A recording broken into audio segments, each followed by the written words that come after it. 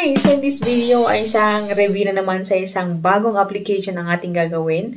So ang application na ito ay nagpapautang daw ng 40,000 pesos. So yun po ang maximum dito and very safe application. Ayan, ayon sa kanilang application. And sabi dito na deposit or the loan will be deposit in 5 minutes. Wow! So 5 minutes ay makukuha na natin ang ating loan sa kanila. So kung interesado ka sa video ito ay keep on watching, mag-subscribe and mag-like na rin kasi gumagawa po ako ng mga reviews, loan reviews, and nagsishare rin ako ng mga application na kung saan ay pwede po nating pagkakitaan.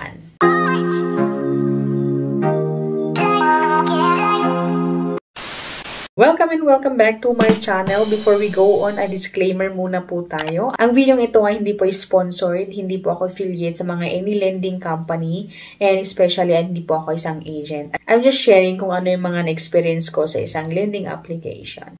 Alright guys, so yun na nga, i-review natin ang nagpapautang ng 40,000 pesos. So, alam niyo ba guys na ang loan application na ito ay powered by Singularity Lending Incorporated and meron silang 4-point na star or 4-star, ayan, and 2K review. So, bagong-bago nga ang loan application na ito. So, ang loan application na ito guys ay CL Peso Loan up to 40,000. So, basically, sa kanilang pangalan pa lamang ay 40,000 pesos. Okay? So, madadownload lamang po or makikita natin to sa Google Play Store. And, upon downloading guys, of course, ay bubungad ulit sa atin ang privacy policy. And, pwede po natin basahin po natin ang privacy policy nila.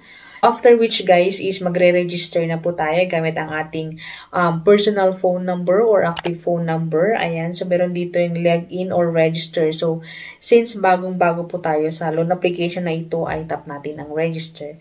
And then magsisend sila ng verification sa ating phone number. So hindi na po yun bago. Ayan, so magsisend sila ng verification code and ilalagay lang po natin dito. So ilagay natin dito and magre-register tayo or magki-create po tayo ng password sa kanila. So, register. Ayan. So, meron pa silang patip, guys. Ayan. And then, after natin i-agree, guys, ay dito na tayo sa list installed application. So, the purpose of our application listed collection is to ensure the security of your fund, to check whether there are not Google trusted application and Vice application.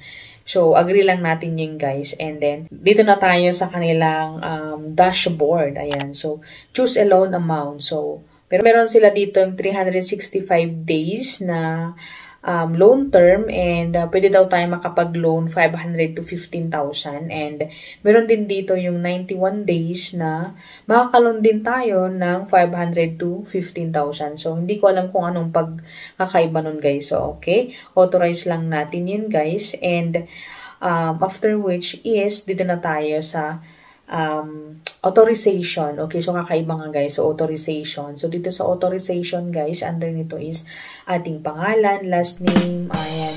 So, gender, and tanungin din sa atin yung, do you currently have other loans? So, fill-upan lang natin yung guys and sagutan lang natin itong last question dito. Okay? After which guys, pag na-click na natin yung next, ay bubungad dito or makikita natin dito yung please confirm your information. So, parang i-check pa natin yung information natin kung okay ba yung spelling, ganyan, pangalan, and everything na information. And then, tap natin yung confirm. So, after which guys is ito namang address. Okay? So, please select an address. Okay? So, i-select lang natin yung address natin kung ito ay rent or own and then ilagay natin ang ating address. Ayan.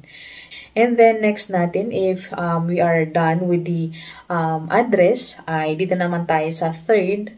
Ito yung sabi dito na installment. So, kakaiba nga guys kasi nga, kung makikita niyo sa taas, ayan, sa pinakataas, sa baba ng authorization ay installment.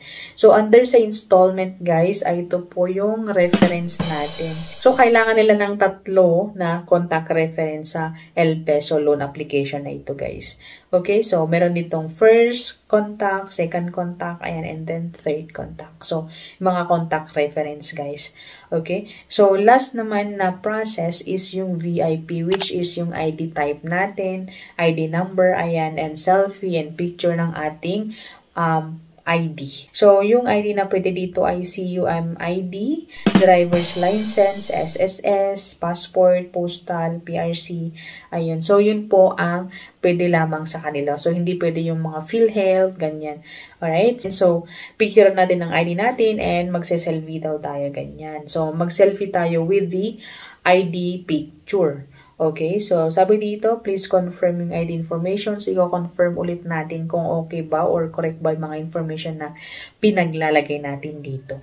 Okay, so gaya ng previous na ni-review ko guys, kung maalala nyo guys, or kung napanood nyo, si Pautang Online na hindi pinakita ang computed or ang pwedeng ma-loan natin, ay gaya rin nito guys. Hindi nila ipapakita agad-agad. So, basically, mga information po natin ng mga binigyan nating information, pangalan natin, address, mga ID natin, ganyan, ay i-verify muna bago nila ibibigay ang ating loan amount. So, dito guys, kay El Peso ay hindi pa muna ibibigay kasi check up in 5 minutes, your loan limit will be updated and you will process with your first loan kasi i-review pa ng mga authorized person dito sa El Peso. So, that's it my video for today and I hope na nakatulong ang review nito sa mga nagbabalak na umutang kay El Peso. So, kung gusto malaman pa iba pang mga online lending application, ayan dyan po sa taas yung link